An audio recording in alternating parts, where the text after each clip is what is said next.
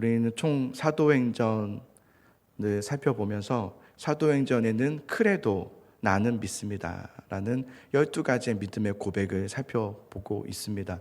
오늘은 10번째의 크레도 나는 믿습니다. 어떤 걸 믿는 고백을 하냐면 오늘은 죄를 사하여 주시는 것과 이 대목이에요.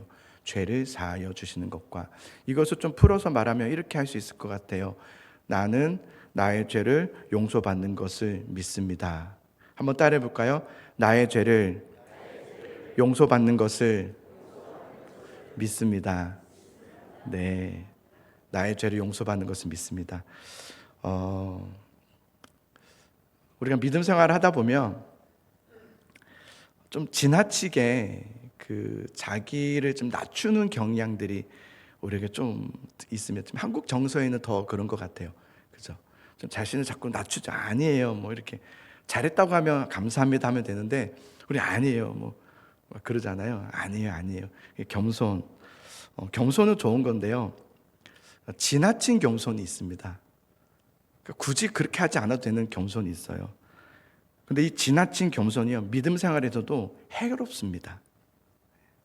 너무 지나친 겸손으로 오히려 믿음으로 서지 못하게 하는 어떤 믿음의 그런 방해 요소가 지나친 겸손일 때가 많습니다. 이 지나친 겸손은 한편으로는 자기의 비하이기도 해요. 지나친 자기 비하예요. 나는 아니에요. 나는 못해요. 계속 이렇게 하는 것이죠.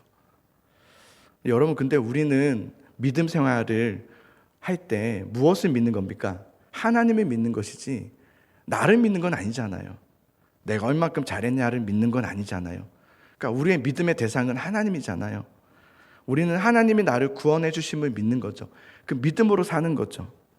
예수님께서 나를 위해서 십자가를 죽으셨다. 이 믿음으로 사는 거죠. 나를 위해서 희생하셨다. 그래서 그 희생함으로 우리를 사셔서 하나님의 자녀 삼아주셨다.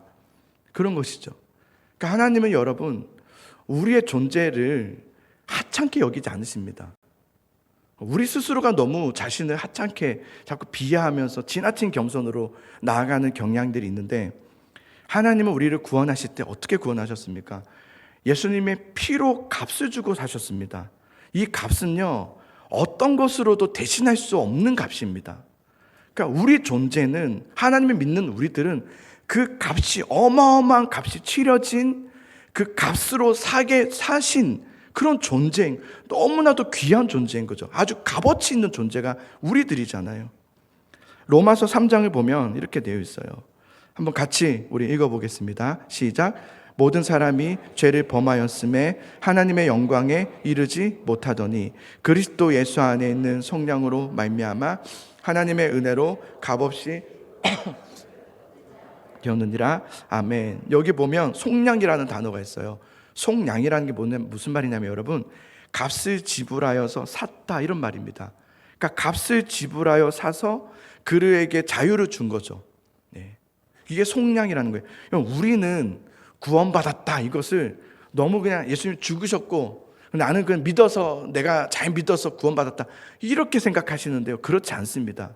우리의 구원은 하나님의 속량으로 말미암아 우리를 주님께서 사신 거예요. 우리가 하나님을 산 게 아니라 하나님은 우리를 사신 거예요. 무엇으로? 예수 그리스도, 그분의 십자가의 피로, 그 값으로, 하나님이신 그분께서 우리 위해서 죽으신 그 피값으로 우리를 사신 거예요.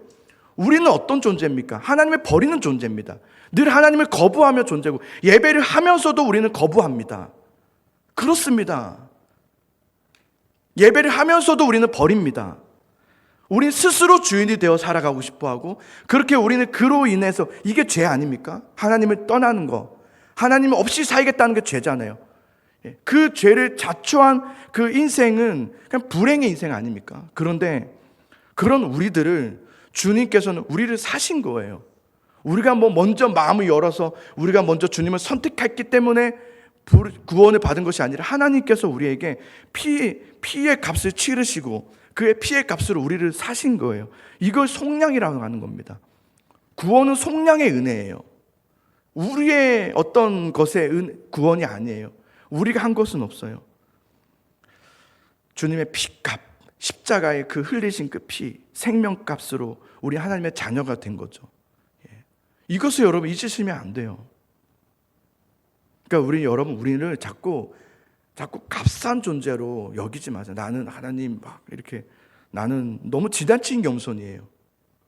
나는 아무것도 못하겠습니다. 막 그럴듯해 보이는데 지나친 겸손이 될 수도 있습니다. 우리는 여러분 그런 존재가 아닙니다.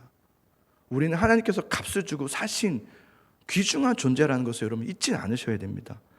혹 여러분 마음에 기도를 오늘 하면서도, 예배를 하면서도 아마 부끄러운 가운데 계신 분이 있을 거예요. 내가 일주일을 살아보니까 하나님 없이 살았다는 거예요. 나는 하나님 앞에 부끄러워서, 나는 하나님 앞에서 나올 수 없는 존재입니다. 뭐 그렇게 나는 하나님의 아무 쓸짝도 없는, 쓸모도 없는 그런 존재입니다 라는 생각이 여러분 마음에 든다면, 그게 여러분 마음을 차지하고 있다면 그것은 하나님이 주신 마음이 아니라 마귀의 속삭임입니다. 여러분 그럴 때 여러분 마음을 자꾸 지나친 겸손으로 주님 앞에 마음을 열지 못하게 하는 그 마음이 있다면 그때 선포하셔야 돼요. 어떻게 해요? 나는 예수님의 피값으로 사신 하나님의 자녀다. 이것을 선포하셔야 되는 거예요. 이 믿음을 갖고 계셔야 돼요. 그렇기 때문에 여러분, 하나님에 의하여서 구원을 받은 우리들이잖아요. 하나님의 믿음으로 구원받은 우리들의 이 구원은요, 그래서 취소되지가 않는 겁니다. 구원은 취소가 되지 않습니다. 만약에 우리의 이 구원이 우리에게서부터 시작된 구원이라면 취소되는 것이 이해가 돼요. 우리가 잘못하면 취소하는 거죠. 잘했으니까 구원받은 것이라면. 그런데 구원이라는 것은 우리가 이루어내는 것이 아니라 하나님께서 우리에게 이루어내신 구원의 역사입니다. 그래서 우리가 다른 사람보다 더 잘나서 구원받은 거나, 우리가 뭐 다른 사람보다 더 기도를 좀 많이 하고 뭐 성경을 더 자랑할 게 하나도 아닙니다. 그런 것이 나를 구원하게 했다, 그런 것이라면 구원이 취소될 수 있다라고 하는 것이 이게 이해가 되는 부분인 건 맞아요. 그러나 우리의 구원은 우리에게서 난 것이 아니요 하나님의 선물이라 그러셨어요. 하나님의 선물이라 했어요. 죄인된 우리를, 늘 방탕하게 가는 우리들을 주님께서 우리를 구원해 주신 거예요. 우리를 자녀 삼아 주신 거예요. 그러니 하나님께서 이루신 구원에 대해서는 여러분 절대로 취소되는 일이 없는 겁니다.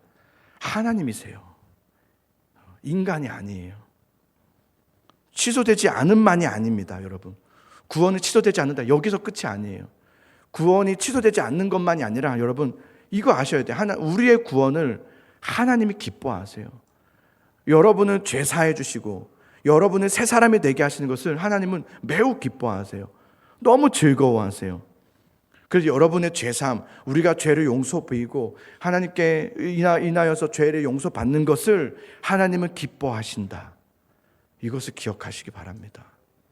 그래서 회개는 기쁨입니다. 감사한 거예요. 요한복음 3장 16절을 보겠습니다. 요한복음 3장 16절 읽어봅시다. 시작. 하나님이 세상을 이처럼 사랑하사 독생자를 주셨으니 이는 그를 믿는 자마다 멸망하지 않고 영생을 얻게 하려 하심이라. 아멘. 저는 이 말씀 다시 이렇게 보니까 하나님의 기쁨이 느껴져요. 그죠? 하나님 막 즐거워하는 게 보이지 않아요? 내가 세상을 이처럼 사랑하사. 너무 좋으신 거예요. 예수님 이 땅에 오셨을 때 막 인상 찌푸리면서 가기 싫었는데 막 너네 때문에 왔다, 이렇게 하신 적이 없어요. 늘 웃으시고 인자하시며 내가 섬김 받으러 온 것이 아니라 섬기러 왔노라. 그래서 그들의 발을 씻으시고 그들을 찾아가시고, 그게 하나님의 사랑입니다. 우리를 얼마나 사랑하시는지, 우리가 하나님의 자녀 되는 것을 여러분 하나님이 너무나도 기뻐하십니다. 우리가 주님 앞에 죄를 고백하며 나아가는 그것을 하나님은 매우 즐거워하십니다. 믿으십니까? 네, 그것이에요. 그러니까 여러분, 저는 여러분들이 좀 하나님의 그 사랑에 대한 담대함을 가지고 하나님께 나아갈 수 있으시기를 축복합니다. 예배할 때도 막 숨어 계시지 마세요. 막 앞에 덩치 크신 분 있으면 좋죠. 딱 숨기 좋아서 이렇게 다 보여요. 여기가 다 보여요. 누군지 알아요. 그러니까 농담이지만 여러분 숨을 필요 없어요. 담대하게 탁 나오세요. 주님 왔습니다. 이 죄인 또 왔습니다. 나는 주님밖에 없네요 하고 또 고백하는 거예요. 주님, 나는 주님밖에 없습니다. 이렇게 하나님의 그 사랑이 있잖아요. 나를 붙드시는 그 사랑. 예. 그래서 여러분, 용서받는 거, 오늘 이제 죄 사함이잖아요. 죄 용서. 제가 그래서 이 말씀을 계속 묵상하다가 그렇지라는 생각이 들었어요. 그렇지. 이 죄 용서받는 것을 무겁게 생각하지 말아야 되겠다. 이것은 막 괴로움으로 막 이렇게 하지 말아야 되겠다. 그래서 좀 담대하게 여러분 하나님 믿는 거잖아요. 그죠? 여러분 믿는 거 아니잖아요. 여러분은 믿고 고백하는 게 아니잖아요. 그러니까 하나님 믿으시고 주님 죄 용서해 주시고 새 사람이 되게 해주시고 은혜를 붙잡는 주의 자녀가 되게 하소서. 오늘도 그렇게 나아가시길 바랍니다. 오늘 우리가 읽었던 말씀이요, 그래서 우리 탕자의 비유라는 이야기, 아주 유명한 이야기예요. 탕자의 비유의 핵심이 있어요. 우리 탕자의 비유라고 그러니까 우리가 보통 이제 일명 탕자의 비유라고 하니까 탕자가 주인공이 되어버렸어요. 탕자가 누굽니까? 탕진한 사람들 아닙니까? 탕진한 아들, 아버지를 떠난 탕자. 그가 어떻게 이렇게 못난 짓을 했는가? 그래서 그가 뉘우치고 돌아왔는가? 우린 여기에 포커스를 자꾸 맞추지만 사실은 이것은 탕자 이야기가 아니라 하나님에 대한 이야기죠. 아버지의 마음을 가르쳐주는 얘기죠. 아들을 잃어버렸다가 다시 찾은 아버지의 기쁨의 모습을 보여주는 것이 이 이야기예요. 예. 아버지에게는 두 아들이 있었습니다. 둘째 아들이 탕자예요. 이 아들은요, 반항합니다. 어떤 반항을 하냐면 아버지에게 가서 그래요. 아버지, 나에게 어차피 물려줄 재산이 있으신데 안 죽으셨잖아요. 지금 살아계시잖아요. 그런데도 재산 중에 나에게 주실 그 분깃을 주소서, 이렇게 해요. 이건 말이 안 되는 거죠. 그거는 아주 파렴치한 아들입니다. 근데 단순히 여러분, 야, 얘가 지금 돈에 미쳤구나, 이런 얘기를 하는 게 아니라 내 분깃이 있는데 그 분깃을 달라고 했던 이유가 있어요.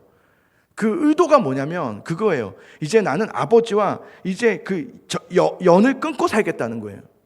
나 이제 아버지와 교제하지 않고 살겠습니다. 이제 아버지 내 삶에 간섭하지 마시고 이제 내가 마음대로 내 것이 어디 있습니까? 그게 어떻게 자기 겁니까? 근데 내 것이라는 거예요. 내 것을 가지고 내가 마음대로 한번 살아보겠습니다.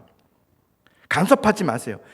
이것으로 내가 살고 싶은 대로 살게요. 내가 주인된 인생을 살게요. 지금까지 아버지 밑에 살았는데 이제 내가 마음대로 살게요. 그러니까 아버지를 떠나겠다는 거예요. 이 말은 아버지와 살지 않겠다는 거예요. 아버지 이제 연락도 하지 마세요. 이렇게 말하는 거와 똑같은 거예요. 이 아들은요, 자신의 분깃을 가지고 이 돈 몇 푼 가지고 아버지를 떠나서 내 마음대로 살면 행복할 것이라 생각한 거예요. 여러분, 근데 꼭 기억하세요. 나만 행복하는 삶은 없습니다. 난 이렇게 하면 나는 행복하겠지. 그런 행복은 없습니다. 행복의 답이 그냥 여기가 아니라 저 먼 세상, 여러분 다 꿈꾸잖아요. 그죠? 지금 내 삶을 좀 변화시켜 주셔서 내 삶을 저렇게 먼 세상 이야기하잖아요. 저렇게 변화된다면 나는 정말 행복할 것 같다, 이런 생각을 우리는 하잖아요. 그런 행복은 없습니다. 그거 행복하지 않습니다. 이 아들은 행복의 답이 저 먼 세상에 있을 거라 생각했어요. 여기는 행복하지 않다. 지금 나는 행복하지 않아. 내 삶이 좀 바뀌어져야 돼. 내 환경이 좀 바뀌어져야 돼. 그래야 나는 행복할 거야.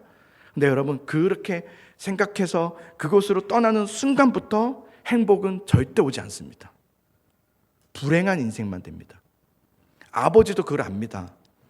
이것을 가지고 이곳을 떠나버리면 행복이 아니라 불행이 올 것이라는 것을 아버지는 알았습니다. 근데 아버지는 어떻게 하냐면 아들의 요구를 들어줘서 분깃을 줍니다. 자, 15장 12절을 보겠습니다. 12절 함께 있습니다. 시작. 그 둘째가 아버지에게 말하되 아버지여, 내게 분깃을 내게 주소서 하는지라. 아버지가 그 살림을 각각 나눠 주었더니 아버지는 아들의 그 요구를 들어줬다는 거예요. 여러분, 내가 가진 분깃을 자녀에게 준다는 것이 쉽지 않습니다. 왜냐하면 여러분도 아시겠지만 만약에 여러분 자녀가 오늘 이제 엄마 아빠 나한테 분깃을 주세요. 그럼 줄 수가 없어요. 왜냐하면 그럼 집 팔아야 돼요. 그죠? 집 팔고 차 팔고 땅 팔고 뭐 가축 팔고 곡식 팔고 그래야지만 줄 수 있잖아요. 우리가 현금이 있습니까? 그렇게? 우리 현금 그렇게 없습니다. 하려면 뭔가를 다 청산하고 줘야 되는 거예요. 근데 아버지는 그 고생스러움을 합니다. 현금이 없었어요. 그러면 가서 팔아야 되는 거예요. 땅도 팔고 집도 팔고. 근데 그 고생스러움, 그 수고스러움을 마다하지 않고 동분서주하면서 그것을 팔아서 분깃을 구하여서 아들에게 줘요. 아들에게 줘요. 시간이 좀 걸렸을 거예요. 왜 아버지는 이 요구를 들어주셨을까? 없다 이러면 되잖아요. 없잖아요. 집 팔아야 된다. 난 어디서 살라고 이렇게 해야 되는 거잖아요. 그런데 불구하고 다 팔아서 아들에게 주는 거예요. 왜 아버지는 이렇게 하셨을까? 아버지는 여러분, 이 둘째 아들이 분깃을 가지고 가면 그는 행복할 것이라 생각하지만 아버지는 그가 불행할 것을 아셨습니다. 아버지는 알아요. 그렇게 하면 불행해요. 그건 행복이 절대 오지 않습니다. 그래서 아버지는 아들에게 분깃을 줄 때 사실은 여러분, 아들이 앞으로 받게 될, 그것으로 인해서 받게 될 고통과 아픔을 각오하고 주신 겁니다. 너 한번 당해봐라 이게 아닙니다. 여러분, 자녀가 아프면 여러분 꼴 좋다 그러신 분 있습니까? 말 안 듣더만 넌 아파서 다행이다 이런 분이 절대 없습니다. 차라리 내가 아프면 좋겠다. 자녀가 만약에 수술대 오르면 여러분 괜찮아, 너 말 안 들어서 그래 이런 부모 없습니다. 그죠? 아버지 내가 대신 수술대 오르게 해주십시오. 이게 우리 아버지의 마음 아닙니까? 아버지가 아들에게 너 이거 가지고 불행함 경험해봐라 이런 마음으로 준 것이 아니라 아버지가 그 고통을 각오하고 준 겁니다. 이게 더 아픈 고통인 거 아시죠? 결국 그러나 이 불행을 통해서 아들이 뚜벅뚜벅 그 절망의 끝자락에서 울면서 돌아오게 될 것을 소망하며, 그렇게라도 이제서야 깨닫고 돌아올 것을 소망하며 분깃을 주어야만 하는 상황을 그냥 받아들이신 거예요. 아버지는 그러니까 아픔을 선택하신 거예요. 최고의 고통을 선택하신 거예요. 왜요? 아들을 정말 사랑하기 때문이에요. 아들이 이 일을 통해서 정말 이런 파렴치한 아들이 변화되어서 진짜 아버지의 집으로 돌아올 것을 기대하는 마음으로 아버지는 그 아픔을 선택하셨어요. 분깃을 받은 아들은 기뻐하고 있지만 아버지의 표정을 보세요. 슬퍼하고 있습니다. 둘째 아들은 분깃을 가지고 아버지의 집을 바로 떠나버립니다. 그리고 먼 나라, 자기가 늘 상상했던 나라로 가버리죠. 그곳으로 가면 나는 자유할 거야. 그곳으로 나는 가면 마음대로 살면서 나는 행복할 거야. 나는 풍요로운 삶을 살 거라고 하지만 성경 말씀 보면 그새 그는 모든 것을 다 탕진하였다고 그랬습니다. 허랑방탕하여 모든 재산을 낭비하게 되었다고 그랬습니다. 자유를 꿈꿨지만 자유를 잃었습니다. 풍족함을 꿈꿨지만 그는 모든 것을 다 잃게 되었고 궁핍하게 되었습니다. 둘째 아들은 그 인생의 마지막 밑바닥에서 얼마나 굶었는지 이미 말라버렸고 완전 거지가 되었고 그제서야 그는 깨닫게 돼요. 자, 17절을 보겠습니다. 자, 15장 17절 봅니다. 시작. 이에 스스로 돌이켜 이르되 내 아버지에게는 양식이 풍족한 품꾼이 얼마나 많은가, 나는 여기서 주려 죽는구나. 아멘. 이에 스스로 돌이켜라는 말이요, 그제서야 정신을 차려 이런 말입니다. 그제서야 정신을 차렸다는 거예요.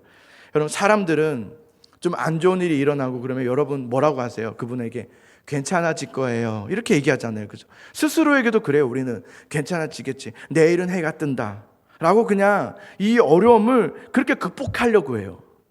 그것도 필요해요. 부정적으로 너무 나가는 것도 좋지 않지만 뭐 괜찮아질 거야, 나아질 겁니다, 뭐 이번 잘 될 겁니다 이렇게 우리는 그냥 인사치레로 위로를 전하잖아요.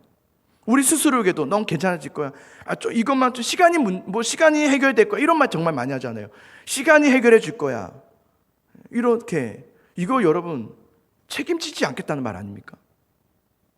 그냥 시간이 문제를 해결해 줄 거야, 내일은 해가 뜰 거야, 이렇게 여러분의 닫혀있는 문제를 마무리 지어버리면 안 됩니다.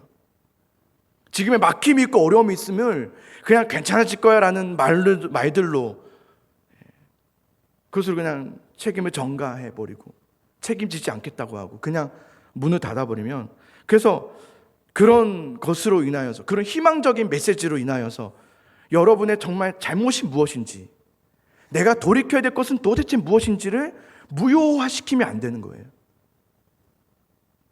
내가 왜 실패를 하는 것인지, 왜 나에게는 하나님께서 그것을 허락해 주지 않으신지를 알아야 돼요. 그 아는 것으로 나가야 되는 거죠. 그로써 지금 나의 실패와 어려움과 절망과 좌절이 나에게는 아주 값어치 있는 과거가 되고 나를 유익하게 하고 나를 성장하게 하는 것으로, 돌이키는 것으로 나아감이 되어야 되는데 우리는 대부분 그렇게까지 나가지 않습니다. 그냥 여러분 기도할 때도 이렇게 기도하더라고요. 우리 그렇게 기도하잖아요. 주님, 이번 어려움 좀 도와주십시오. 한 번만 도와주신다면, 이번 한 번만 역사해 주신다면, 이렇게 기도하잖아요, 우리는. 그건 기도가 아니죠. 그 어려움도 어떻게 된 거예요? 항복해야죠. 주님 잘못했습니다 라고 해야 되는 거죠. 주님 내 잘못입니다. 이게 필요한 거 아닙니까? 믿음의 성도들을 다 보세요. 주님 앞에 돌아오게 되는 과정들을 보세요. 다 주님 나는 죄인입니다, 이 고백을 다 합니다. 그 고백에서부터 회복이 시작돼요. 그 고백에서부터. 둘째 아들은 언제 정신을 차립니까? 우리가 이제 보면 그가 궁핍하게 되어서 정신을 차렸다고 볼 수 있지만, 그가 정말 다 잃어버려서 그가 정신을 차리게 된 것이 아니라 자신의 잘못을 깨달으면서 정신이 차려진 거예요. 그러니까 여러분, 우리가 예배를 수없이 드리지만 정작 내가 그래 이게 없네 이렇게 끝나버리는 것이 아니라 내가 잘못했구나라는 것을 알게 됐을 때, 내 죄를 깨닫게 됐을 때 우리는 돌이켜서 아버지께로 가는 용기가 생기죠. 여기까지 가야 되는 거죠. 둘째 아들은 이에 스스로 돌이켜 이제 아버지의 집을 생각하며 그것을 향하여 갑니다. 그런데 여러분, 여기서 이 아들이요 잘못하는 게 나와요. 뭐냐면 지나친 겸손을 합니다. 여기서 지나친 겸손을 하는 거예요. 그냥 죄송합니다 주님, 아버지 내가 죄인입니다 하면 돌아가면 되는 거거든요. 근데 그가 뭐라 하냐면, 나는 자격이 없사오니, 여기까지 좋습니다. 나는 잘못했습니다, 자격이 없사오니, 근데 나를 아버지의 품꾼으로 삼으소서. 지나친 겸손입니다. 자, 15장 18절에서 19절을 보겠습니다. 자, 18절 19절 있습니다. 시작.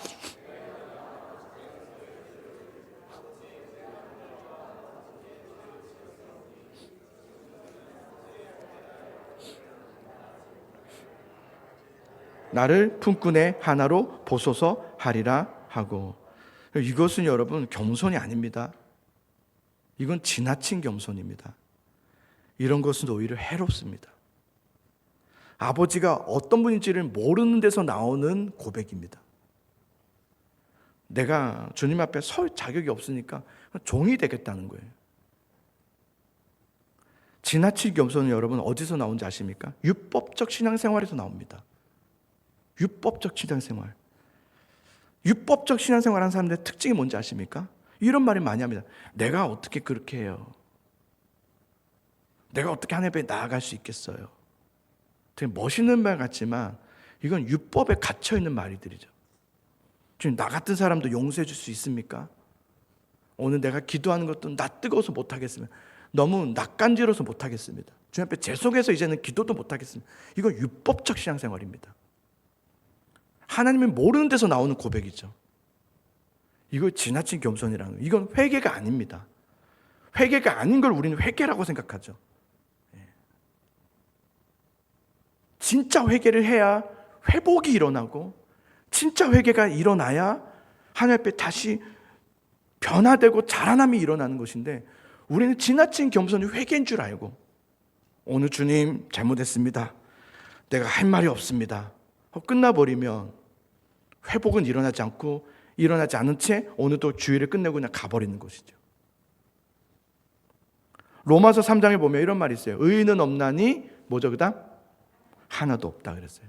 의인은 없나니 하나도 없대요. 1도 없대요. 1도. 이 수많은 지구상에 얼마나 많은 사람들이 삽니까? 한국만이 아니라요. 전 세계. 아니, 지금까지 천지 창조 때부터 태어났던 모든 사람들. 와, 그죠? 그 모든 사람들 중에서 의인은 없나니 하나도 없다 그랬어요. 이게요. 저는 옛날에 그런 말인 줄 알았어요. 이게, 야, 우리는 정말 너는 어쩔 수 없는 사람이다. 이렇게 하나님께서 우리를 막 책망하시는 말씀인 줄 알았는데, 다시 이 말씀 보니까 그런 말씀이라기보다 어쩔 수 없는 너희는 어쩔 수 없네, 뭐 이런 말을 하는 게 아니라, 나는 어쩔 수 없네요, 이렇게 고백하라는 말이 아니라, 하나도 없으니까, 그러니까 다 나에게로 나오라는 겁니다. 다 나오라는 거예요. 어느 누구도 안 나와도 된 사람은 없습니다. 다, 모든 사람은 다 주님 앞에 의인은 없으니, 누구도 의인은 없으니 오직 예수님께로 나를 속량해 주셔서 나를 깨끗하게 하시, 그래서 나를 사셔서 자녀 삼아 주시 그분께로 너희 모두는 나오라, 그 말씀을 하는 겁니다. 하나님은 여러분을 품꾼으로 부르지 않으셨습니다. 자녀로 부르셨잖아요. 우리를 구원하셨다라는 것은 종으로 부르심이 아니라 하나님의 자녀로 부르셨다 이거죠. 자녀로 구원받았다 아닙니까? 자녀로 구원받았다. 근데 여러분, 그러니까 품꾼처럼 기도하지 마십시오. 하나님, 내가 이번에 이걸 하겠습니다. 막 자기가 뭐 대단하게 막, 그죠? 내가 하겠습니다. 서류를 마치 이렇게 사인하듯이 내가 이만큼 하겠으니 항상 조건이 붙어요. 그러니까 나에게 품삯으로 이거 주소서. 우리는 그렇게 기도하죠. 아니면 반대로 주님께서 이 품삯을 먼저 주시면 내가 그 품삯을 받고 내가 이제 하겠습니다. 품꾼이 얼마나 많은지 모릅니다. 다 품꾼입니다. 자녀는 없습니다. 품꾼만 많아요. 맨날 주소서, 나에게 주소서. 이거 주시면 하겠고, 먼저 주셔도 되고, 하는 거 보시고 주셔도 되고, 뭐 이렇게. 우리는 하나님 앞에 내가 하는 만큼 받아내는 사람이 아니라, 우리는 하나님의 선물로 주시는 은혜를 누리며 사는 사람들이심을 알기를 소망합니다. 우리는 은혜의 사람들입니다. 은혜로 사는 사람들이죠. 둘째 아들은 아버지 집으로 향하여 갑니다. 아버지의 집으로 돌아갔지만 아들로서 돌아가는 건 아니죠. 품꾼으로 사무소서 이렇게 하면서 품꾼으로서 가는 거예요. 아직 둘째 아들은 궁핍함으로 인해서 배고픔을 해결하기 위해서 가는 거예요. 온전한 가문 아니에요, 그죠? 아버지의 집으로만 돌아가면 이 궁핍함을 해결할 수 있겠다, 이 마음으로 가고 있는 거예요. 아직은 연약해요, 그죠? 부족해요. 그럼 우리는 아버지의 집으로만 가면 되는 것이 아니라 아버지와 깨어졌던 관계를 회복해야 되는 거잖아요. 그죠? 여러분이 교회만 열심히 다닌다고 해서 구원이 이루어지지 않습니다.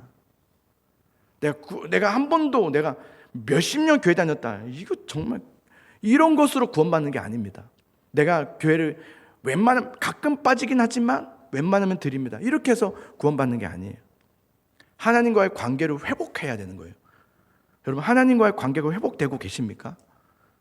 여러분, 솔직히 교회를 다니고 계십니까? 아니면 하나님과의 관계를 회복하는 가운데 주님과 교제하면서 예배하면서도 주님과 교제하는 시간인 거예요.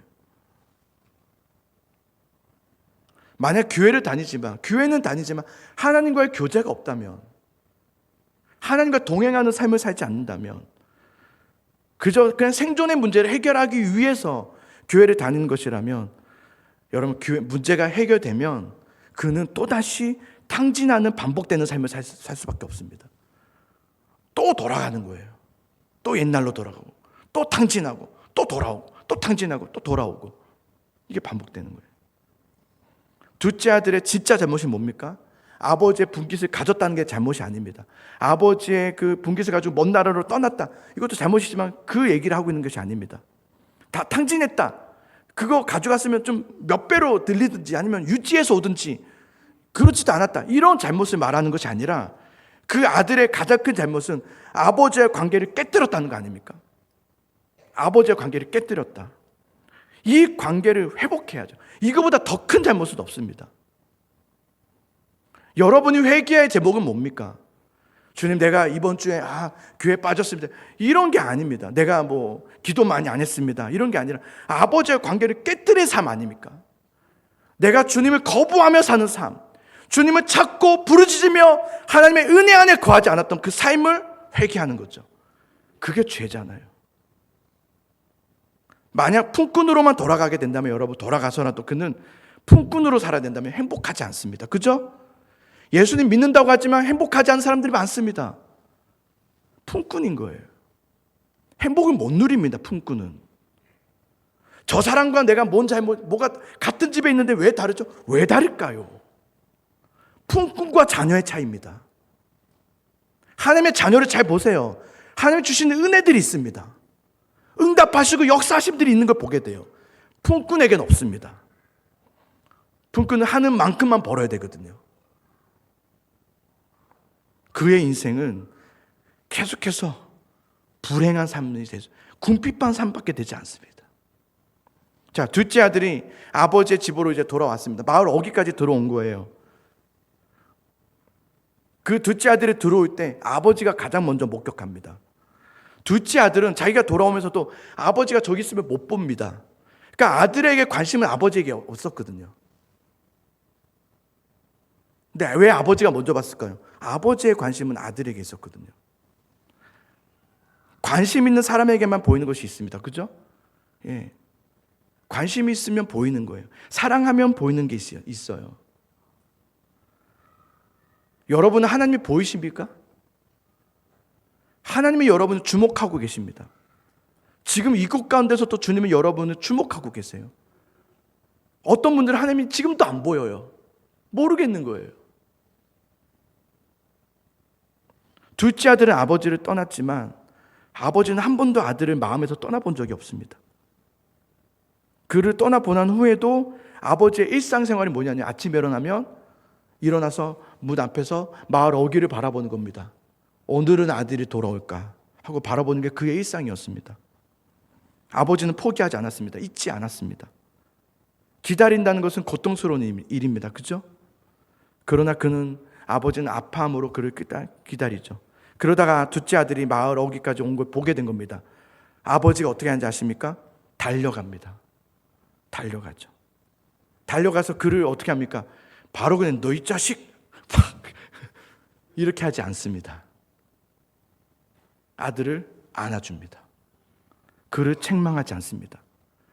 너 그럴 줄 알았다. 이봐라 이러지 않습니다. 야단치지 않습니다. 안아주시고 잘했다. 고생했다. 아들은 당황스러웠을 겁니다. 이런 상상을 못했을 겁니다. 모욕으로 말은 아니지만 아버지에게는 그의 그 상황과 그 처지와 그 모습이 전혀 상관없습니다. 내 아들입니다. 그가 지금 허름한 옷을 입었든 더러운 옷을 입었든 그는 내 아들입니다. 나에게 아무리 불효를 저지른 아들이라도 그는 내 아들입니다. 허랑방탕하게 살아서 재산을 다 잃어도 그는 내 아들입니다. 아버지는 둘째 아들을 아들로서, 품꾼이 아니라 아들로서 그를 맞이해 주죠. 그래서 말씀 오늘 읽었지만 기뻐하며 그의 옷을 갈아입히죠. 제일 좋은 옷을 입혀라. 손에 가락지를 끼우고 신발은 헤어졌으니까 신발을 바꿔서 씻겨주고 또 살찐 송아리를 잡아 잔치를 베푼다 이랬습니다. 그러면서 아버지가 했던 말이 되게 중요해요. 이렇게 말하죠. 내 아들이 죽었다가 다시 살아났으며 잃었다가 다시 얻었노라. 그래서 기뻐하고 즐거워하시죠. 이분이 바로 하나님이시죠. 돌아오기를 기뻐하시는 하나님. 우리가 마음 좀 제발 이제 열고 더 이상 이제 방황을 그치고 먼 나라에서 방황하는 삶을 이제 멈추시고 하나님께로 돌아오는 자를 주님은 사랑하십니다. 하나님은 탕자를 사랑하십니다. 넘어지고 좌절하고 절망한 그를 하나님은 사랑하십니다. 그를 안아주심으로 이제 그의 삶을 이제는 진짜 아들의 삶으로 바꿔주시죠. 예. 그분이 바로 하나님이시죠. 오늘 우리가 사도행전 10번째 믿음의 고백이 그겁니다. 나는 나의 모든 죄를 용서받는 것을 믿습니다. 예, 하나님은 용서의 하나님이십니다. 용서의 은혜, 하나님의 용서를 경험하시기를 바랍니다. 용서는 단순히 여러분의 잘못을 없애주심이 아닙니다. 여러분의 문제들을 없애주시는 것이 아니라 그 문제가 이제 네 것이 아니라 내 것이다. 이게 바로 하나님의 용서입니다. 그것을 하나님의 것으로 삼아주시는 게 용서죠. 그래서 그것을 주님께서 치르시죠. 너는 오직 내 품 안에 와서 안겨라. 그리고 울어라. 그리고 걱정하지 말아라. 이제 너의 모든 것은 다 나의 것이 되었다. 이렇게 말씀하시는 것이 하나님의 용서죠. 여러분, 이미 하나님의 그 문은 여러분을 향해서 활짝 이미 열려져 있습니다. 그러니 여러분 하나님께 돌아오시기를 간절히 소망합니다. 하나님께 돌아가십시오. 그리고 그 품 안에 안겨서 살아가시는 예수사랑교회 모든 성도님들 되시기를 간절히 소망합니다.